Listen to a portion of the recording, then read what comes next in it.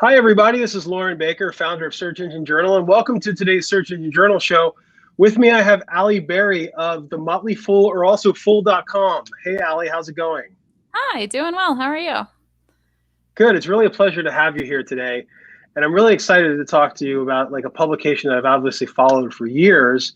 It's gone through some rebrandings, like we were saying earlier. I've called it the Motley Fool forever. It's referred to as Fool.com or Fool and things like that. So we can talk a little bit about the rebranding side and really one thing I was excited about having you on today to discuss was also how other SEO practitioners are handling things at publications as well, right? Because we get so into the weeds on the SEJ side, and I've worked on the publishing side with some other companies in terms of consulting and stuff like that. Really wanted to get an idea of like what you're doing at the Motley Fool or Fool.com and how things are really going there. But before we get started, could you tell us a little bit about yourself, your background, what you're focusing on a day-to-day, et cetera, on that end? Yeah, sure. So I've been at the Fool for 3 years as of next week, which is exciting. I actually started there on our personal finance sub-brand called The Ascent. Started, in more general finance content and then ended up getting pulled into more of the core business. So that's been exciting. But I oversee our evergreen content strategy and content strategists and help out with the top story side as well as they need. That's less of an SEO strategy, but we can get more into the weeds there. Mm-hmm. I also kind of help with some of our brand reputation management reviews, that kind of stuff. I feel like it's a company that like started real small and we still kind of act that way. So everyone's kind of helping out in different areas. But background wise, I've worked in-house and at various agencies. I worked 3 years at Kaplan Professional Education and started a content marketing program there for Kaplan Financial Education. So people trying to get their CFP certification, securities licenses, insurance licenses, etc. And I worked at Performix, which is a really big agency in Chicago with a lot of enterprise clients. I've done really small business clients with 2 Octobers in Denver. And I also worked at CDK Global. It's now called, I think, Synchros in Seattle, which is like digital marketing for car dealerships. So very specific. Yeah. So I've kind of seen it all at this point. Oh, this is my cat, Ernie, as well.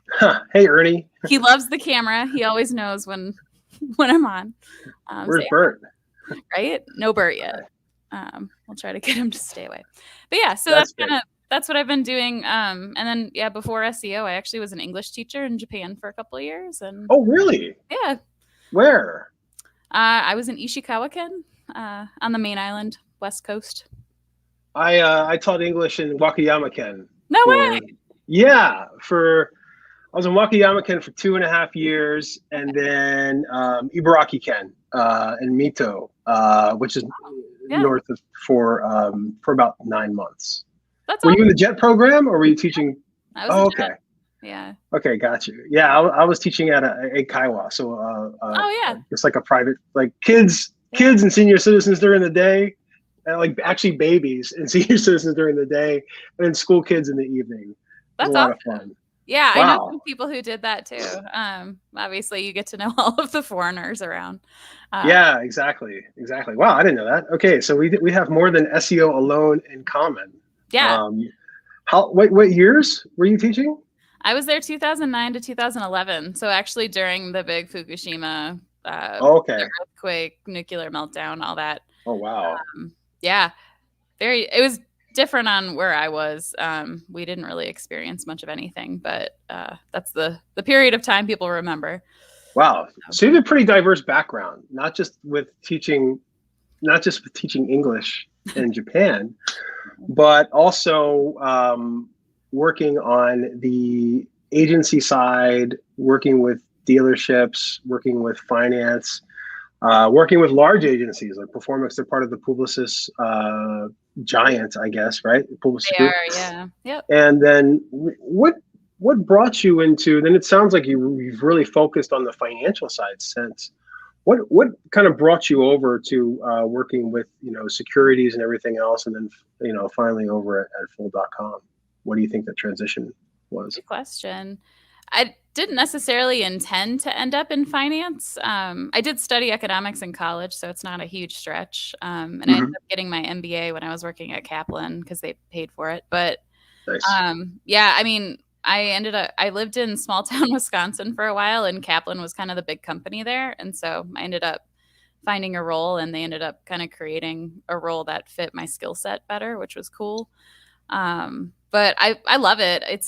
It's interesting to me. It's super important. It's one of the most important topics for any individual, just because everyone has money or should needs money, and Hmm. people are always looking for advice. And like, I liked the career piece of Kaplan as well, of helping people achieve the next level in their career. I think that's a cool mission. And yeah, the Fool is kind of similar in that it's for individual investors, and it's a lot of education as well. So I think that's cool. Got you. And then, like, how was it in terms of working in an agency style environment and then transitioning to working with like one company, right? Or focusing on like one publication or one quote unquote client? Because I know from my agency background, there's a lot of things going on at once, right? Did you find it easier to focus by making that transition? How did that work for you? That's a good question. I've ping ponged back and forth, right? So you are at an agency and you're like, God, I just want to focus. And then you get there and you're like, I'm kind of bored. And then you like ping pong back and forth. I'm at a point now where I really like the specialization. I found that working at an agency gave me a lot of training and a lot of depth in my SEO and content marketing knowledge, both. But then Hmm. once you get in house, I feel like the biggest transition is really understanding how to sell ideas into the business. And that is Yes. something that I feel like a lot of agency people just don't get. And you don't get it until you're in an organization and you see the bureaucracy and the hoops you need to jump through to get something done. It makes so much more sense why some of your recommendations never got implemented. It's very easy to be on your high horse about stuff. And then you Yeah. suddenly like see the larger picture that, oh, this company has other goals besides SEO, and there are like legitimate reasons why they couldn't do something that they wanted, you wanted them to do. So I feel Right. like it's a really good education. I highly advise everyone to take an in-house role at some point in their career, just because you become such a better agency partner once you understand the ins and outs of a lot of companies. Right. You kind of it's easy to have that mindset if you haven't been in house where it's like, how come they haven't done this yet? How come you haven't got this done yet? Yada yada yada. But Exactly. then once you see it, it makes a little bit more sense. It really So does. I want to transition a little bit into. I'm all excited about the Ishikawa Ken thing, by the way. So I'm Yeah. going to follow up with you that like off Okay. off the show because I love connecting with people that have done similar things in the past. But let's, for the sake of our audience, let's transition a little bit Wouldn't that be into. wild if we just talked about Japan for the Yeah, next hour? it'd be awesome. Yeah, it'd be awesome. From Wisconsin to Japan as well. I moved from a small town in Maryland to Wakayama, Ken, and everyone thought it was crazy, but it was a great experience. So at Motley Fool, right, or Fool.com, you have, you know, we see this at SEJ as well. We have a lot of pieces that are tutorial pieces that are evergreen that we're trying to keep up and things like that. And then we have news pieces, right? So we have a news team that's writing on specific topics as they happen, especially over the past 2 months, because it feels like there's been a Google update happening every day. Um, and then we have our tutorials that are ranking well, that consistently bring in traffic, that are very important for us, kind of as our core. The news kind of goes up and down, right, depending upon discover, pickup, and things like that. But it's nice to be able to depend upon that ongoing traffic that we're getting from the evergreen side. So just want to get an idea from you, like, how do you focus? Do you focus differently on evergreen content versus news content? And then how do you allocate those resources accordingly to be able to support those two different needs that you may have at the Fool? Yeah. Um, they are completely different strategies, and we treat them completely differently. And yeah, we're doing very similar things to you, right? We're trying to cover all of the market analysis, like every day, which is massive. And then also Mhm. have the evergreen stuff set for people that are looking for the how-tos, the, you know, understanding stock market sectors, understanding more of the definitional type stuff too. So similar to what you're describing in terms of strategy. But so with evergreen pages, you know, we want them to live on one URL. We want to be updating them frequently. You know, we spend a lot of time on one page, whereas our top Mhm. strategy is always a new URL, pretty much get it out quick. Making, you know, like it's not that it's like less quality necessarily, but it's definitely a much faster turnaround. There isn't as much care going into every individual piece, but it's more formulaic. And then internal linking is really key to keeping top stories Oh. from ranking in the long term. And so, okay, Ernie, basically we never want to link to the top stories content, and we always want to be linking to the evergreen pages that are related. And that has been how we've been able to get top story stuff to rank for a few days and then drop off successfully, and then evergreen stuff to live on. Is to keep with all of that top stories content. It's great opportunities to keep linking to that evergreen stuff and building that up over time. So that makes perfect sense. That makes perfect sense. And do you see the top stories acquiring a lot of their own link equity as they go out? Like, I know there's like traditional syndication that's probably part of that, but do you see them picking up link equity outside of your traditional syndication or partnership channels? And then do you prioritize based upon any authority signals, or do you pretty much keep everything like one specific system across the board? it's one system across the board there, I believe. So I'm not like the strategy head of our top stories. So just based on Gotcha. I interact with them pretty regularly, but as far as I know, there's no we're not trying to get links to the top story stuff. And in fact, when we do, it often ends up where that stuff lives longer than we want it to in the results. But the syndication, we syndicate all of our top stories content. It gets massive pickups from, so, like the big publications pick it up and republish it. Those links are all no followed, but then for the most part, but then more and more different smaller publications will pick them up. Some of them do follow links. So over time, we have a very natural looking link portfolio. And we've never really until recently made any efforts to do link building. It's just been over time, just having a massive audience and letting it happen itself. It's kind of remarkable. I've never seen anything like it with another client. And it's kind of nice too when you have all of those different syndication partners. Yeah. Sure, there's no follows, but sometimes they will canonical, right? Yeah. Back to the site. So, and you're absorbing that through that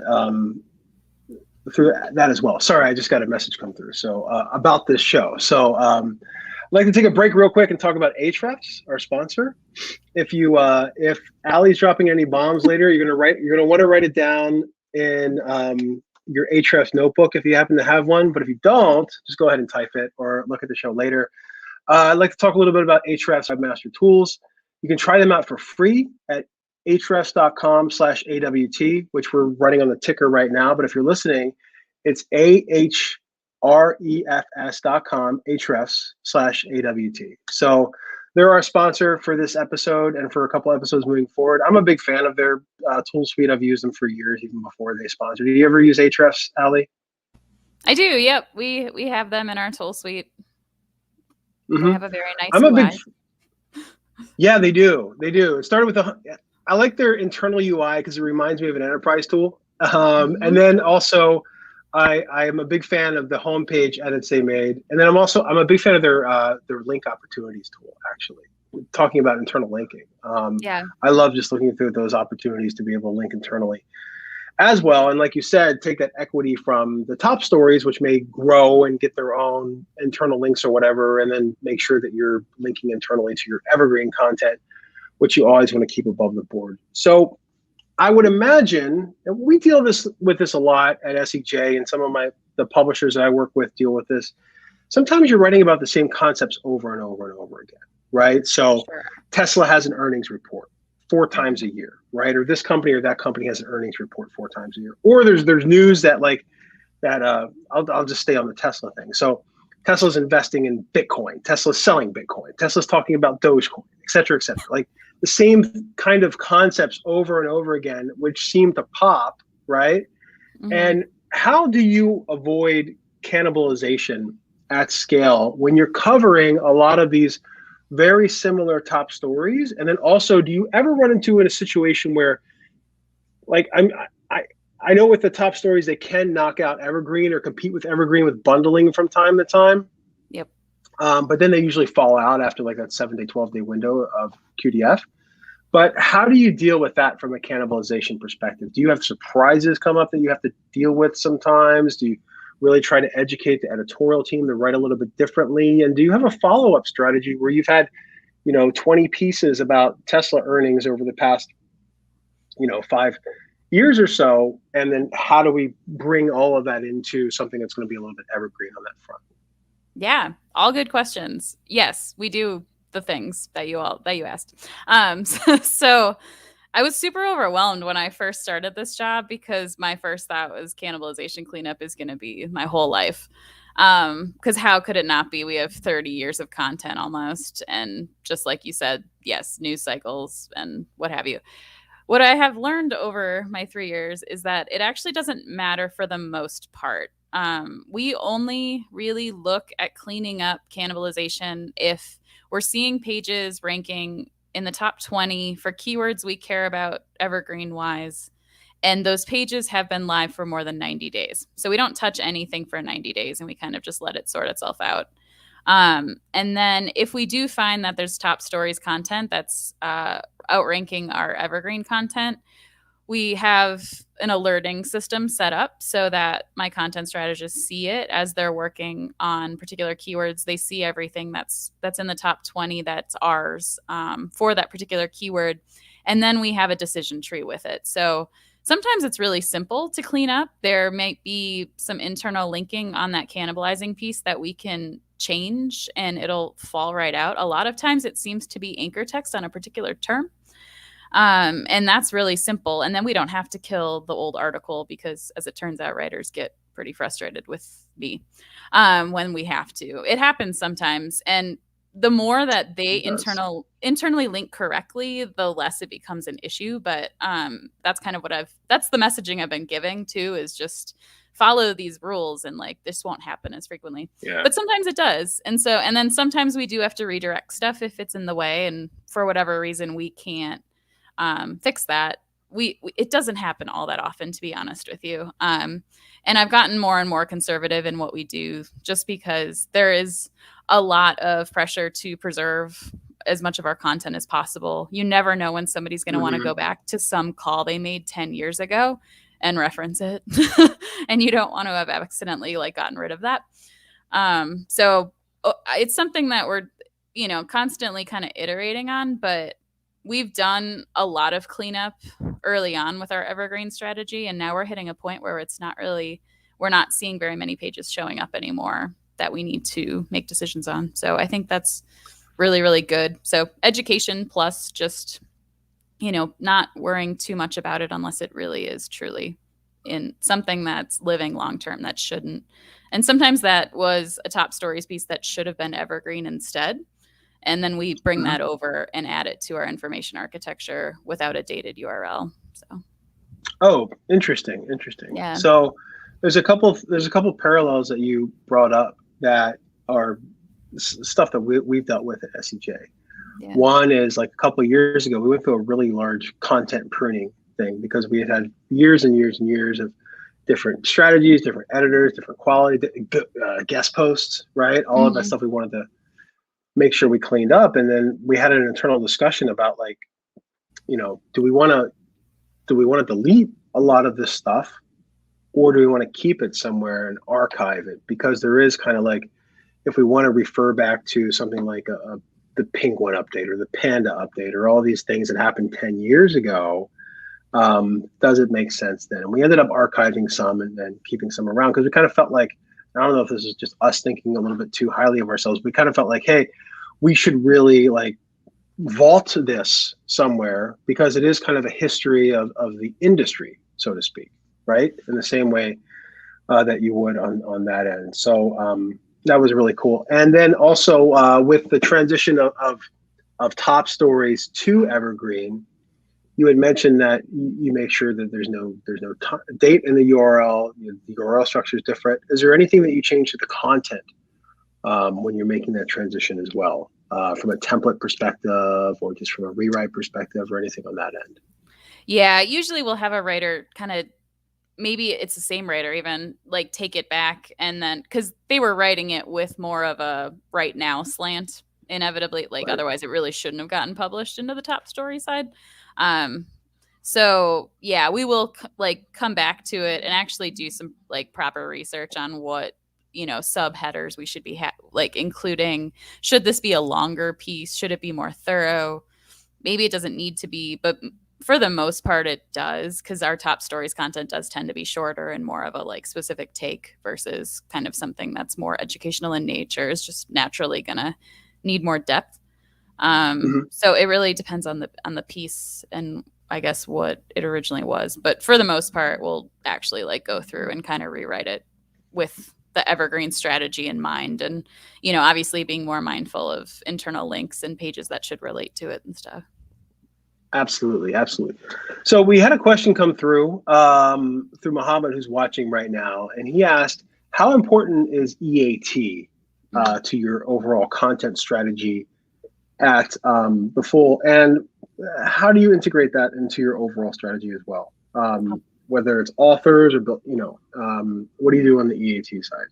I could talk about this for like 30 minutes. But I guess the short end is, yes, it matters a great deal to us. Obviously, it's not something you can measure, but like it's your money, your life. We are very much in that space. So it matters a whole lot. I will say our author, just from a very basic level, making sure we have great author bios and info, and actually using really credible writers. We have a couple CFPs on our staff of writers. They're all freelance writers. But the more we can get people with credentials, obviously that is helpful to us. We also have a PR team that's trying to get, those folks in front in different interviews, getting media placements in various places. And that helps build up their profiles so that they have a stronger writer bio. So, incorporating the PR angle as well is super important to us. There's a lot of other things we're doing too. Our about section on our site right now is pretty weak. And so we're working on cleaning a lot of that up and adding some pages around the history of our company and making our about a little bit more modern and making sure like leadership is shown too and all that good stuff. And then reputation management too is obviously key. We've been asking for reviews for a pretty short amount of time.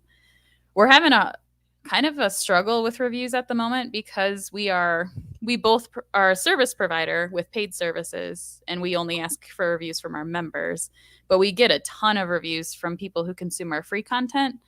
And there's a very active Reddit community, you might know. And so there's a lot of day traders who hate us, and they love leaving shitty reviews.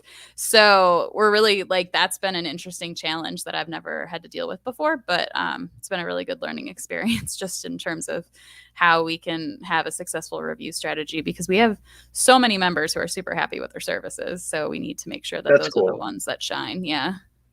Yeah, I can imagine like if there's a piece written that disagrees with something that Wall Street Bets is doing or whatever, suddenly, boom. Yeah. Yeah, they're vicious. They're I don't know what else to say about it other than January and February were rough months for our reviews.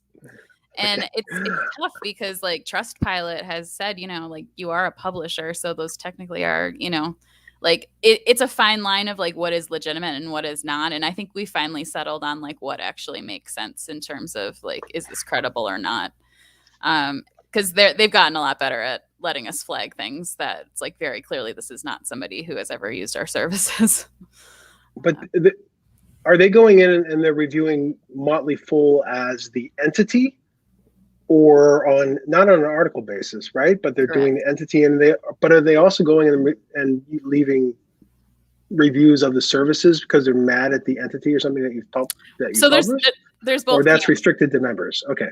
So there are people who have never used our services, never gotten our paid stock picks, and are leaving reviews slamming us.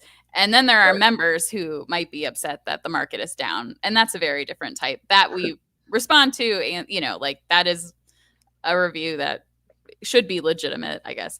But then, yeah, it's the Redditors and the people who consume our free content where I guess that was kind of the question we had with some of these review platforms is like, why these are not our customers.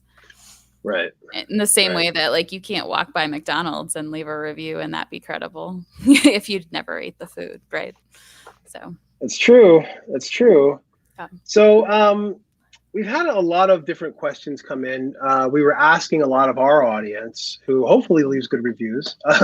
Yeah, right. Any questions they may have for you today. And we've had quite a bit come in, so I'm gonna go ahead and open these up right now and go through most of them. So let's see here.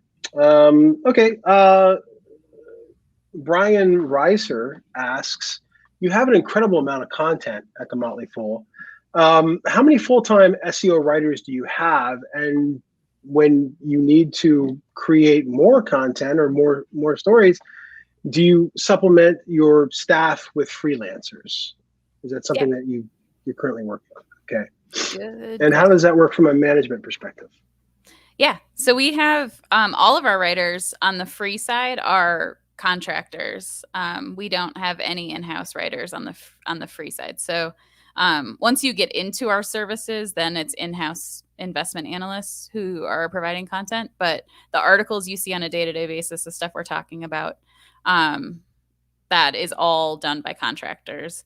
We have about 20 freelance writers for evergreen content. It's a much smaller group, and we only have a couple contract editors. And I have one content strategist on my team who manages that relationship. All of our content strategists interact with them, but she's kind of the go-to for like just the hiring and managing and all that good stuff. The top story side is significantly higher. We have, I think, over 100 freelance writers. We have quite a few editors. And then we have some in-house like bureau chiefs. It's kind of similar to like a news desk type setup. So to write at scale like that, you need to have a very, very large staff of contract writers. Yes, that is quite a large amount. We kind of have a similar flow at SEJ too. Actually, we've been bringing on more full-time writers recently just because of the demand, and then also balancing that with contract and guest contributors as well. So pretty interesting there. And you had touched a little bit earlier upon like setting up editorial rules. Do you find that as being a challenge when working with contractors, or do they all go through like a training program or something similar like that, so to speak? We have guides. We have we do have training. Like we do usually like a boot camp once a year, although, and it was virtual actually this last year, which I think was better. So I hope that's what we kind of do going forward. Better, just attendance. Easier for everybody.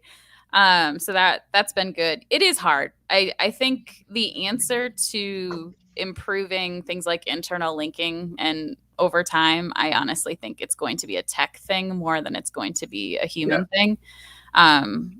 People they do their best, but they're also trying to do things quickly, and they're not as bought into the strategy because they're not as read into it because they're contractors. And that's one of the downsides to using contractors over full-time people. The flip side is, they actually, most of them prefer being contractors to full-time employees and make more money this way. So, yeah. Which is one hidden benefit there may be that they're also writing for other financial publications or other publications, which can actually help your EAT at the end of the day too. I would think. It can. It's a little tricky. When I was working on the Ascent, we specifically we were trying to curb our writers from writing for competing publications. It's tricky though, when they're contractors, it's not like you can enforce that really. But yeah. I mean, in the end of the day, it's good if they are everywhere. Do you give people less room to make mistakes. So like I was working on a couple of years ago, it was a huge sports site, and a lot of the writers would do things like if they had to link internally, they would go to that site's search engine, which was actually on a subdomain, and they would search for like, I don't know, Green Bay Packers or Aaron Rodgers, right? And they'd search for it and they'd copy the search result and then they'd place that as the internal link, which would link over to the search result on a subdomain, which would then redirect. So like suddenly there was all of these different redirect paths and hops and things like that, and the internal linking that had to be cleaned up, all because the writers were just, they found that easier, right? Yeah. And then also like making up tags, like I'm gonna tag this, I'm gonna call this tag that. Suddenly there's like thousands of tags that no one's ever heard of before, just because they had the option to create tags. So how do you manage that? Have you been able to take away some of those options or things along those lines? Do you run into any similar scenarios on that front? We do with linking, not to that. That's an extreme example. But we definitely have writers who like track their own links, and it's like, no, like you need to use our master sheet because sometimes we make changes. So yeah, redirect chains, very familiar with those. You know, every so often try to do some cleanup. We have our own homegrown CMS, and for better or for worse, it has allowed a lot of customization in terms of what writers can and can't do, like different permission groups. So we do not have an issue with tags or anything like that. We don't actually have any like, we're not WordPress people. Like I feel like WordPress is where tags get out of control. Very WordPress thing. Yes. And we do not have that problem, thank God. But yeah, I mean, and like the top stories teams, you know, they want writers to have more ability than what the SEO team wants. And so there's definitely some negotiating that has to happen. And I think having separate instances in our CMS is probably the way forward. But yeah, I guess for publishing, there's pros and cons to having your own CMS homegrown. But I understand how we reached that solution. It was long before I became a fool, but I get it because it's really hard to find the right solution for something at this scale. There's a hole in the market. Wait, you all call yourselves fools that work at Fool? With the capital F, yes. Yeah. Sorry. Yeah, so you go into a meeting like, hey, all you fools, time to sit down. Hey, all you fools. Okay. Hey, fools. Hey, fools. Yeah, all the time. It's a really interesting thing to get used to, but it's Fool with a capital F. We call the company The Fool internally. Everyone calls it the Motley Fool outside. But yeah, we have like our own language. We call our Colorado office Foolerado. Okay. DC. And is the Fairfax full fax or what? That would be awesome. It's in Alexandria. It was called Full HQ, but now we're trying not to have an HQ and be virtual first. So I'm not sure what the future name is going to be of that. We'll see. We'll see. All right. Next question from Amanda Schaefer asks, Amanda manages an internet marketing services for a financial advisory firm. There are many regulations in place by the SEC. More engaging verbiage often isn't compliant. So I think there's restrictions in terms of what can be said to try to make things engaging when you're really sticking to the facts that are under regulation. Reviews are also a struggle. Do you have any advice on how to keep such a dull topic more engaging for their audience, despite the limitations of compliance, especially if the goal is improving engagement to improve conversion rates? Long question. But. Long question. It's a common question. So we're different than financial advisors. So our compliance is different. We do also have restrictions, but it's not as I guess hindering. We have the publisher's exemption, but I will say there are great financial advisory firms that are doing really good content marketing and SEO work. And I think Schwab is one to look to as, you know, someone to study and better understand how they're doing it. They have great content around different life events and financial needs. They have several podcasts. I feel like they've done a really, really good job of humanizing their brand, and they have not had a great reputation historically. So I think studying your competitors would be a really good thing to do in figuring out ways around, not around, but like just ways to work with the compliance piece of it all. Right. There was one other, the other thing is if you can get some of your advisors on existing publications or, being like thought leaders in that space, and doing it, obviously compliantly, that is another great way to grow because you can borrow somebody else's well-established audience instead of, working from the ground up. That can be a really great way to get started. Well, that's a really good tip. Yeah. And there's more leverage when you're contributing to another publication than writing on your own site and still getting in front of that audience. And that makes a lot of sense. Yeah, like help a reporter out is a really good place to go, right? Because there's journalists looking for quotes. You have people who can give them, like, done. You can be a little bit more yourself exactly when doing it, which is kind of interesting because I remember when like Motley Fool started, that was the whole thing. Like a lot of the financial news at the time was just so stale. It was the same thing over and over and over again. Yeah. Then Motley Fool came out, the colorful logo, Jester, everything else. And it was like a fun way to do things.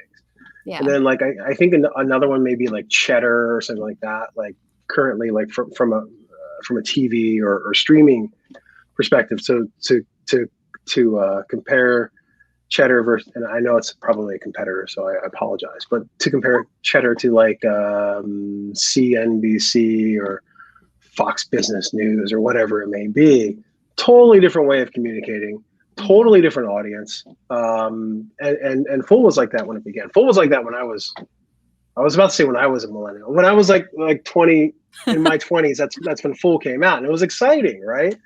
So yeah, that's kind of cool. When I was a millennial. Well, I am a millennial and I'm 35. Yes. So millennials are not in their 20s anymore. No. Yeah, I was about to totally misquote that. When I was a 20-something Gen Xer, ready to change the world with this new thing called the internet, the Motley Fool came out, and it was a breath of fresh air. Yeah. Okay, let's change the subject. Next question. You had touched upon this a little bit earlier in terms of like link strategy or link acquisition and things like that. As an established website, what is your backlink strategy? And is your backlink strategy, this is actually a 3-part question. First, what is your backlink strategy? Second, is your strategy different in the different markets that you operate in? Mm-hmm. And then do you do any benchmarks against your competition from a link acquisition or link earning, however you want to phrase that perspective? And then how do you do that? How do you set up your benchmarks and how do you track against your competitors if you do that? Yeah. Our backlink strategy has up until recently kind of been set it and forget it. But like we have a PR link building team and they focus primarily on research content. So they do primary and secondary research. So either like survey studies or they're mining government data that is impossible to follow and making it easier to understand and then putting that into study format. And they're pitching that to journalists. And so the idea is to get top tier links for these studies. And I've been working with that team too, because we're trying to get some links to some of our evergreen pages that we want performing better. And so we're trying to come up with, it's a work in progress. Like we've done some like Q&A with some PhDs on certain topics and then try to get those EDU links, to our page. That's working decently well.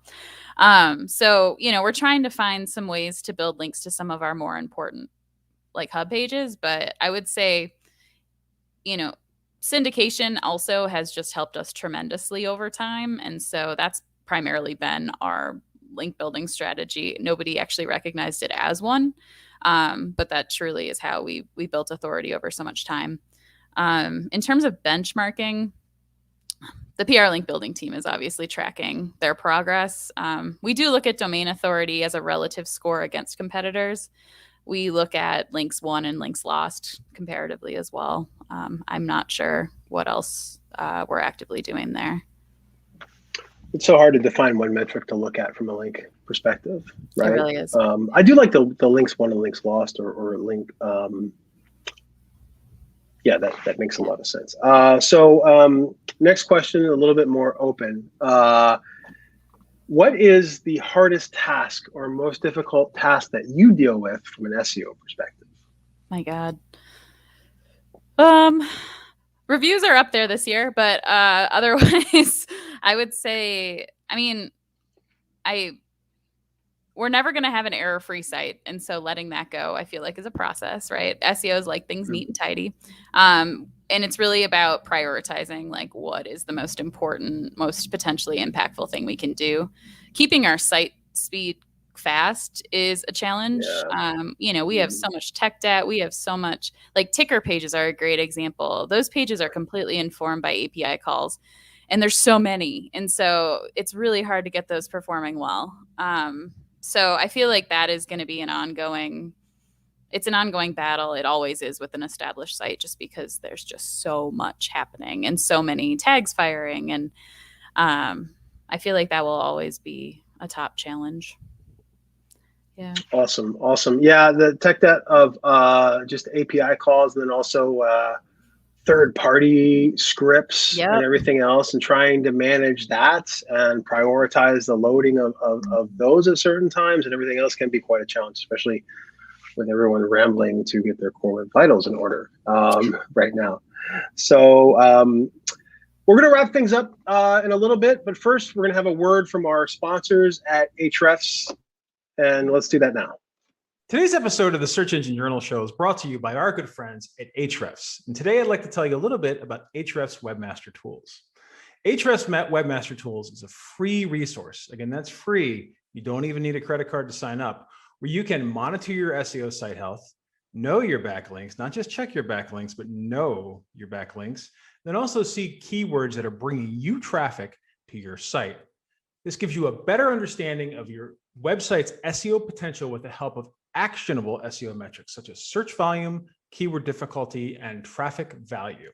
Just go to ahrefs.com. Again, it's ahrefs.com/AWT to give Ahrefs Webmaster Tools a spin. Again, just go to ahrefs.com/AWT to check out Ahrefs Webmaster Tools for free. Thank you so much, and back to our show. Alli, it's been a pleasure. Yeah, that was a nice little break. Different background, obviously. That was not live, but it's been a real pleasure today. I really enjoyed talking to you about the balance between evergreen content and top stories and those transitions there. It's really great to hear how you've learned so much going in-house, and it's really helped with controlling expectations, so to speak, that a lot of us have on the agency side, and learning patience and prioritization, right?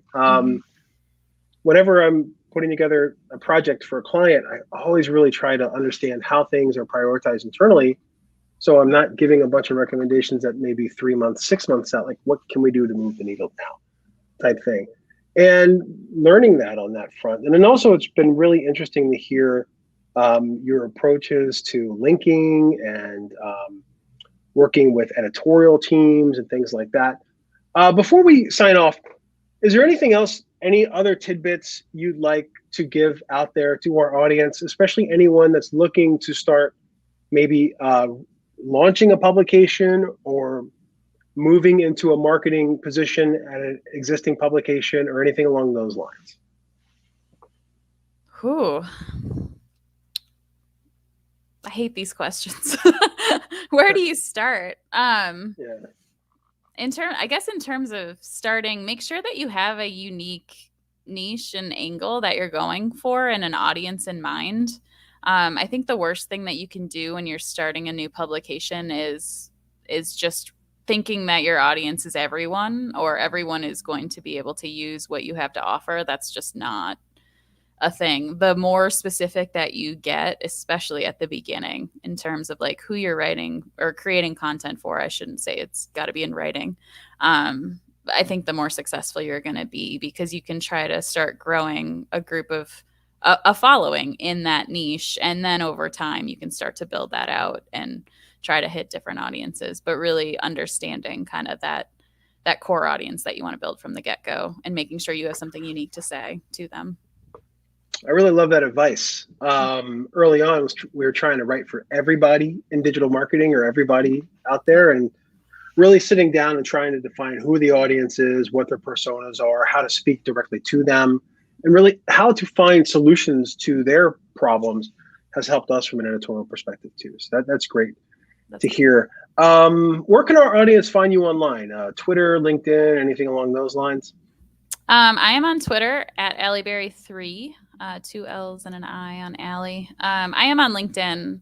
I absolutely hate LinkedIn. And if you're going to add me, you need to send me a message and tell me why, because I am so paranoid about people constantly trying to sell me things because that's all they ever do.